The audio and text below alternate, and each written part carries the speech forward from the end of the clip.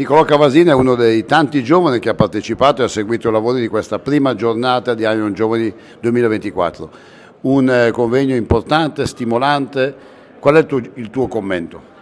Una prima giornata di lavori sicuramente interessante, molto stimolante, sono state presentate diversi lavori, diverse presentazioni complete direi, di studi attuali e anche di prospettive future nel campo dell'oncologia, quindi sicuramente una prima giornata molto interessante anche sul punto di vista della discussione e anche di casi attuali e futuri. Qual è la sessione che più ti ha colpito? La sessione che mi ha più colpito in realtà è stata quella sui tumori riguardanti il distretto toracico, molto completa anche sul punto di vista delle cose pratiche che possiamo attuare ogni giorno in ambulatorio, ma soprattutto anche su quelle future che attenderanno lo sviluppo dell'oncologia nei prossimi anni.